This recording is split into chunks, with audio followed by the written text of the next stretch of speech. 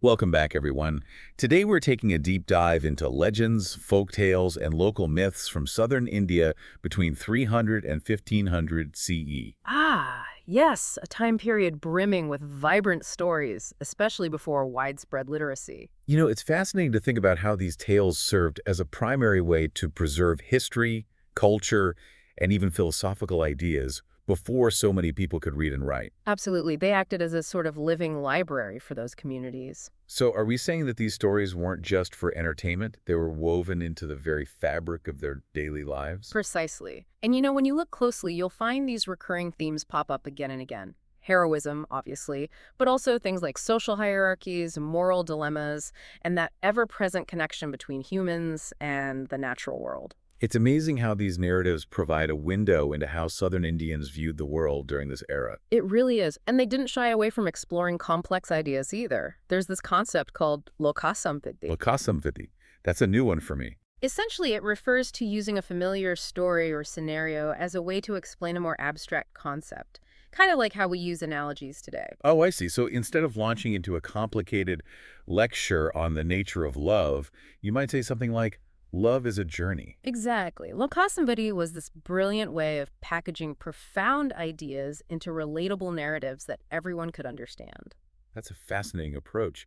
Are there any enduring myths or legends from this period that illustrate this idea of Lokasamgraha? Definitely. One that immediately comes to mind is the myth of King Bhidispid.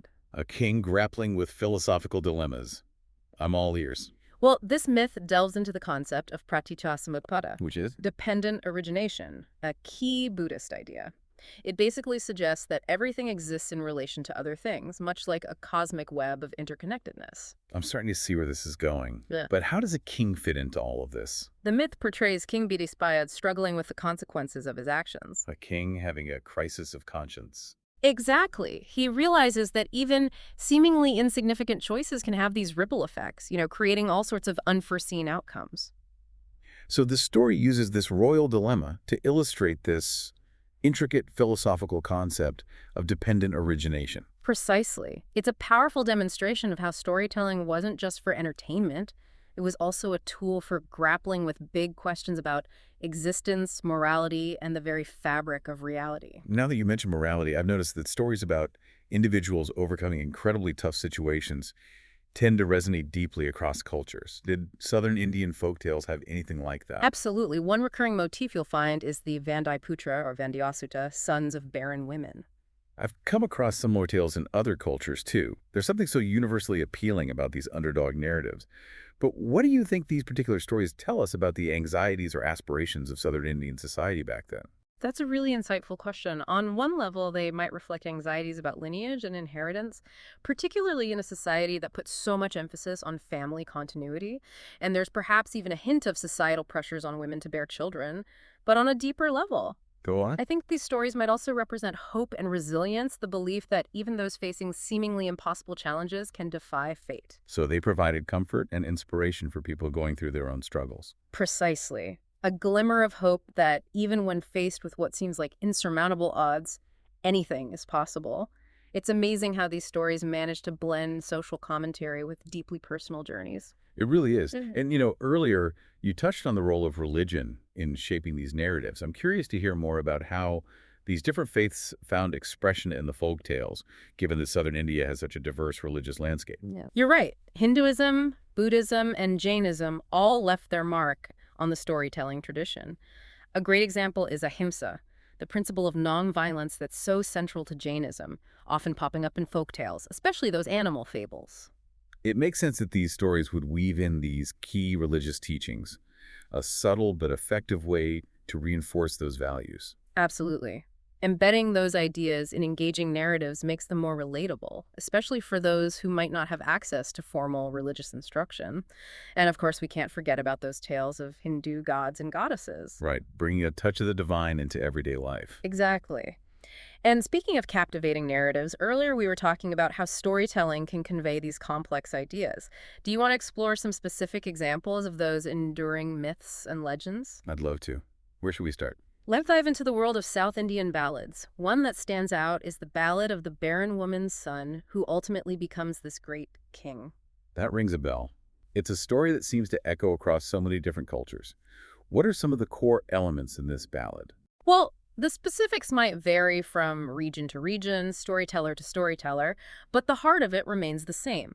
You have a woman, believed to be barren, who miraculously conceives a son.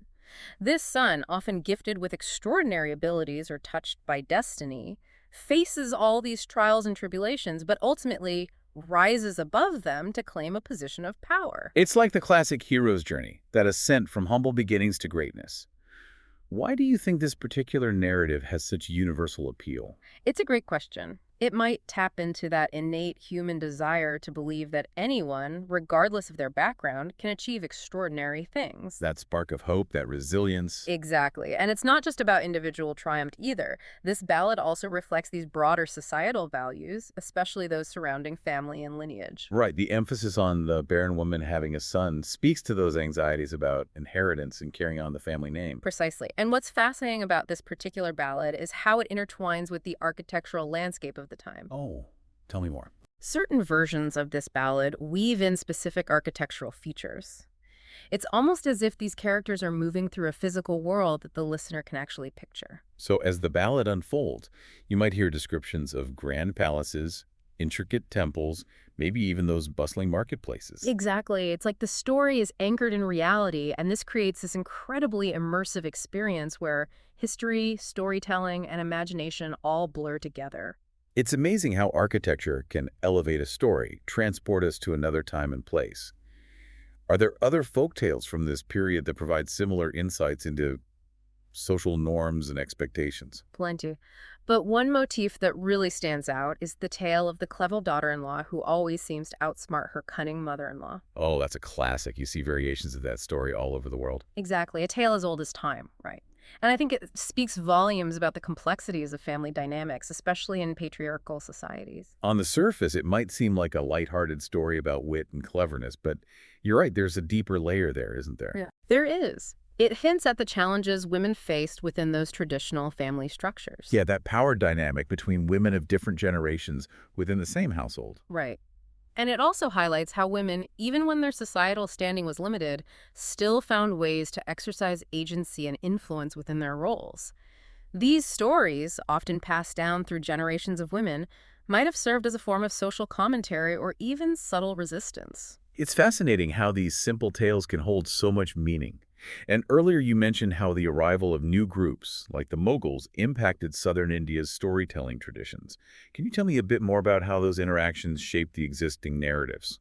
The Mughal arrival was a major turning point in Indian history. It wasn't just about conquest, it was also a period of this incredible cultural exchange, a blending of traditions, art forms, and yes, even storytelling. So, how did this fusion of cultures manifest in the folk tales of southern India? You start to see new characters appearing, new settings, and even motifs inspired by Mughal culture. For example, characters might be described in Mughal attire, or the stories might reference elements of Mughal architecture or courtly life. It's almost like these new ingredients were added to a familiar recipe, creating a whole new flavor profile. That's a great way to put it. And while the core narratives often remain the same, this Mughal influence sometimes shifted the perspective. So, the same story, but with a new lens. Yes. For instance, existing stories might be retold from a Mughal perspective, highlighting different facets of the narrative. It's fascinating how a story's meaning can shift depending on who's telling it and the context in which it's shared. Absolutely. And it really highlights how dynamic oral traditions are. They weren't static. They were constantly changing and evolving, reflecting those shifting social and political landscapes. I think this blending of Mughal and South Indian storytelling traditions really demonstrates the fluidity of culture and how stories can bridge different worldviews. It's like a cultural dialogue taking place through storytelling. Instead of these two distinct cultures clashing, they find a way to coexist and even enrich one another through shared narratives. Exactly. Those stories become a reflection of the evolving cultural landscape, showing how different groups interacted, influenced one another, and ultimately shaped a shared identity. And it's all beautifully illustrated in the evolution of South Indian folktales during this period. It's a great reminder that culture isn't static. It's alive, constantly being reshaped by these interactions and exchanges. So, as we wrap up our exploration of these Southern Indian legends and folktales, what's the most crucial point you want our listener to take away from this deep dive? It really is, and it highlights just how important it is that we study these oral traditions. They're not just entertaining stories or quaint relics of the past. They actually give us these incredible insights into the lives, beliefs, and values of the people who lived before us. It's like we've been traveling through time, experiencing history through their voices. So as we wrap up our exploration of these legends and folk tales, what's the one thing you'd want our listener to take away from our deep dive? I think the most important thing to remember is that these stories aren't confined to history books or academic discussions. They're these vibrant threads that are woven into the tapestry of the human experience, connecting us across time and cultures. They remind us that storytelling has this incredible power to transcend borders and centuries. That's a beautiful way to put it. It makes you wonder about the relevance of these ancient stories in our modern, tech-driven world. With so much information at our fingertips, do these oral traditions still hold a place? It's a great question. And it's easy to feel overwhelmed with the amount of information and digital stimulation that bombards us these days. It's easy to feel disconnected or even lost in all the noise of modern life. So you might think that these ancient tales are irrelevant, like echoes from a distant past. But you're suggesting that they're actually more relevant now than ever before. Yes, I think so. I'm intrigued. Tell me more. Why do you say that? Well, for one, they offer a sense of grounding, a sense of connection to something bigger than ourselves that transcends the immediacy of our daily lives. That's a powerful point. In a world that often feels fragmented and uncertain, that kind of grounding can be really valuable. Absolutely. These stories remind us that we're all part of a long line of human experience, a continuum that goes back centuries. They help us feel like we belong, reminding us that we're not alone in facing life's challenges and celebrating those moments of triumph. It's like they provide a sense of perspective, reminding us that the human story, with all its complexities and contradictions, has been going on for a really long time. Precisely. And within these stories lies this timeless wisdom, insights into human nature that are just as relevant today as they were centuries ago. Things like the importance of courage, the consequences of greed, and the transformative power of compassion. All these universal themes that resonate across different cultures and time periods. And they do so in a way that's engaging and relatable. It's not like reading a dry philosophy text or a dusty history book, is it? Exactly. There's a reason these stories have been passed down for generations. They touch something deep within us, something beyond logic and reason. They spark our imaginations, they take us to other worlds, and they remind us of the power of the human spirit. And sometimes that's exactly what we need, a reminder that even when things are tough, there's still beauty and wonder to be found in the world. I agree. They offer escape, they offer adventure, they offer a touch of magic, reminding us to embrace our imagination, to see the world from a different perspective. They nourish us and they help us reconnect with what it means to be human. So you're saying that these ancient stories can be seen as a sort of antidote to our modern anxieties, a way to help us reconnect with what truly matters. I believe so.